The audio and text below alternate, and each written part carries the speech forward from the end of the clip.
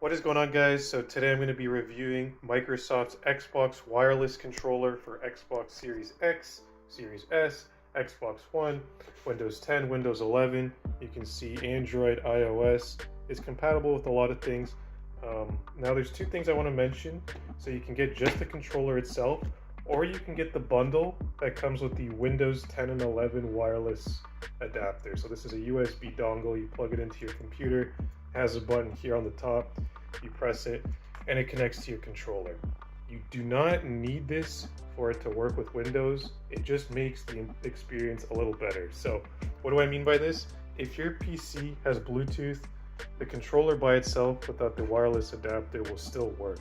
So I have both here and I've had the experience with both of them. I can compare them now, what it's like with just Bluetooth and then what it's like with the Windows 10 and 11 wireless adapter.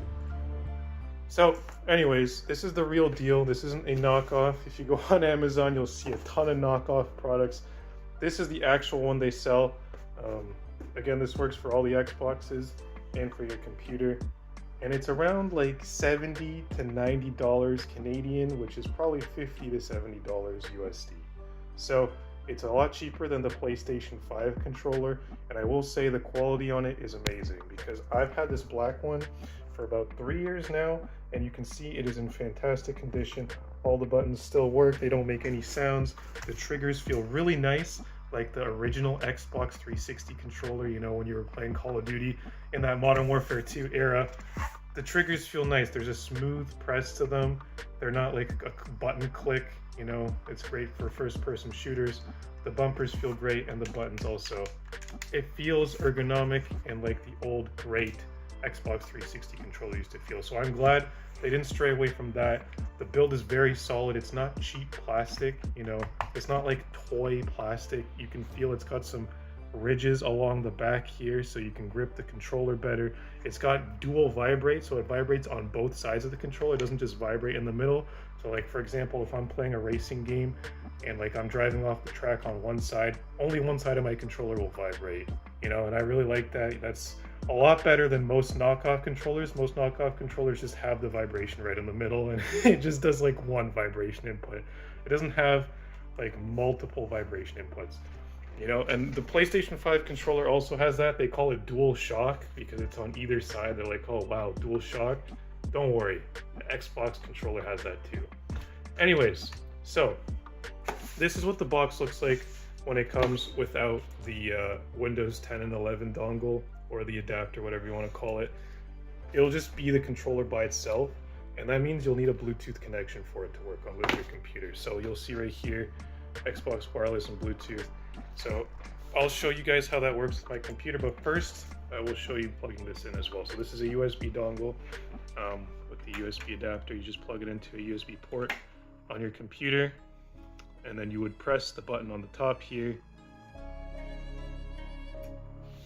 and then the controller would connect just like that.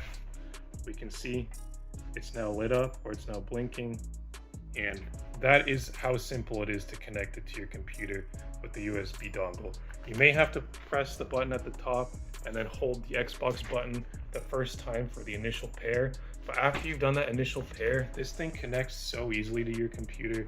I do recommend getting the adapter, because with Bluetooth, in my experience, Bluetooth occasionally will drop, which, like, if I use this thing and I play casually like every night for a month, let's say once or twice the month, the controller will just drop. Like, it'll start blinking like this and it won't be connected to the computer. And you can see I have Bluetooth on my computer and it's still trying to figure it out. So I may have to go into my Bluetooth settings and then click connect to this controller again. Oh, you see, I figured it out eventually, but clear difference right there.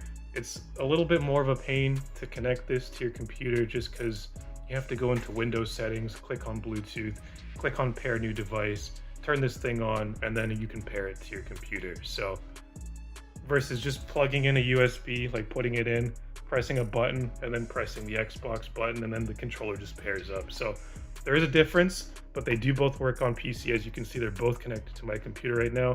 If the light is blinking, or if it's not blinking and it's solid like this, that means it's connected. If it's blinking, that means it's still connecting, as you saw earlier. And now you can see I can press the Xbox button. Hold on, let me close some things on my screen. If I press the Xbox button right here, you can see it opens the Xbox menu. So I'm gonna go, let's press home bar, press A, and you can see there's a ton of stuff, and this is now connected. So